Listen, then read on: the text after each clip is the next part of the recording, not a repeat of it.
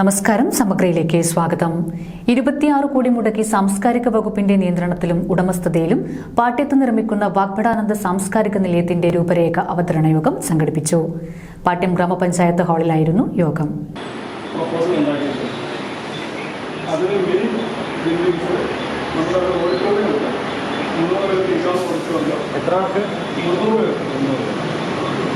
ഇതൊരു 3-4 ബിൽഡിംഗാണ്. അതിനകത്താണ് museum, art gallery, augmented reality, audio visual lab, നമ്മുടെ ഈ ഹോൾ കോംപ്ലക്സിന്റെ അഡ്മിനിസ്ട്രേഷൻ വിങ്, ഇതെല്ലാം അതിനകത്താണ് നടക്കുന്നത്.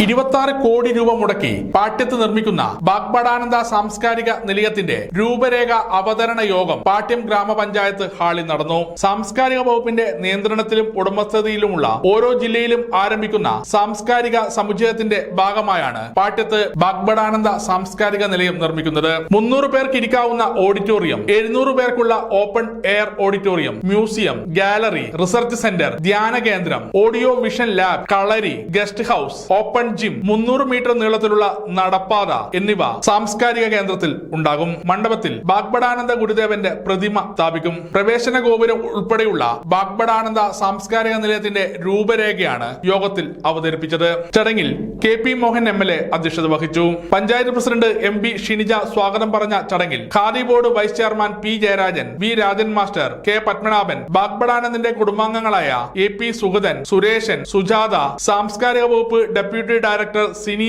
C തോമസ്, ഉദ്യോഗസ്ഥരായ PP സുരേന്ദ്രൻ, AV ശിവൻ, മനോജ് കുമാർ, സുജിത്ത് പയ്യാമ്പള്ളി എന്നിവരും പങ്കെടുത്തു. വിദ്യാർത്ഥികൾക്ക് വേണ്ടി പ്ലാനറ്റേറിയവും നിർമ്മിക്കണമെന്ന ആവശ്യവും യോഗത്തിൽ ഉയർന്നു വന്നു. സമഗ്ര ന്യൂസ് പാനൂർ.